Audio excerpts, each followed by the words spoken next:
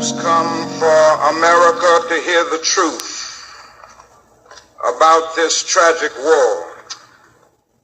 Now, I've chosen to preach about the war in Vietnam today because I agree with Dante that the hottest places in hell are reserved for those who, in a period of moral crisis, maintain their neutrality. There comes a time when silence is betrayal.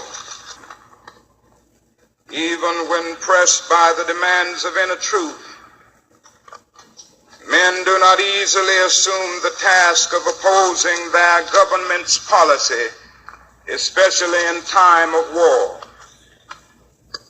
Now, of course, one of the difficulties in speaking out today grows out of the fact that there are those who are seeking to equate dissent with disloyalty. It's a dark day in our nation when high-level authorities will seek to use every method to silence dissent.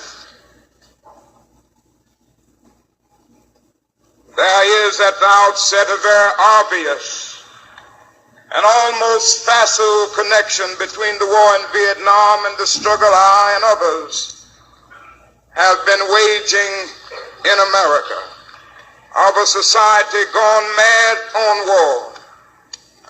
And I knew that America would never invest the necessary funds or energies in rehabilitation of its poor, so long as adventures like Vietnam continue to draw men and skills and money like some demonic destructive suction tube. You may not know it, my friends, but it is estimated that we spend $500,000 to kill each enemy soldier, while we spend only $53 for each person classified as poor.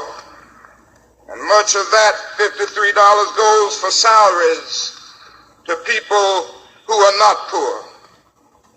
So I was increasingly compelled to see the war as an enemy of the poor and attack it as such. Perhaps the more tragic recognition of reality took place when it became clear to me that the war was doing far more than devastating the hopes of the poor at home. It was sending their sons and their brothers and their husbands to fight and die in extraordinarily high proportion relative to the rest of the population. We were taking the black young men who had been crippled by society and sending them 8,000 miles away to guarantee liberties in Southeast Asia, which they had not found in Southwest Georgia and East Holland. So we have been repeatedly faced with the cruel irony of watching Negro and white boys on TV screens as they kill and die together for a nation that has been unable to seat them together in the same schoolroom. And I knew that I could never again raise my voice against the violence of the oppressed in the ghettos without having first spoken clearly to the greatest purveyor of violence in the world today, my own government. There's something strangely inconsistent about a nation and a press that will praise you when you say be nonviolent toward Jim Clark, but will curse and damn you when you say be nonviolent toward little brown Vietnamese children.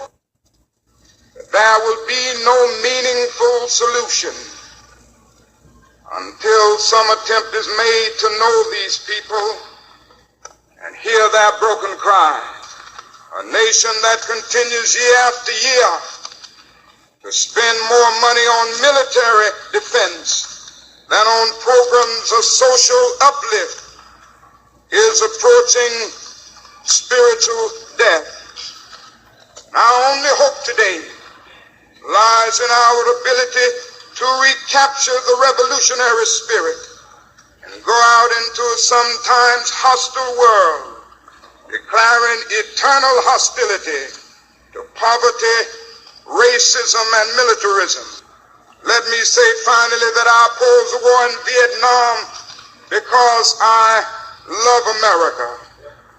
I speak out against this war not in anger, but with anxiety and sorrow in my heart, and above all with a passionate desire to see our beloved country stand as the moral example of the world.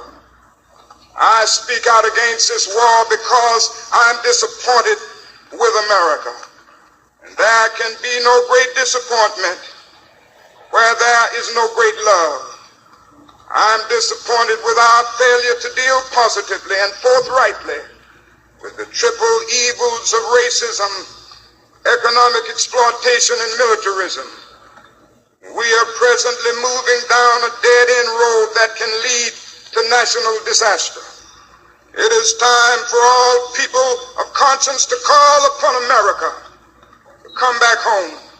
God has a way of standing before the nations with judgment, and it seems that I can hear God saying to America, "You're too arrogant." I haven't lost faith because the arc of the moral universe is long, but it bends toward justice.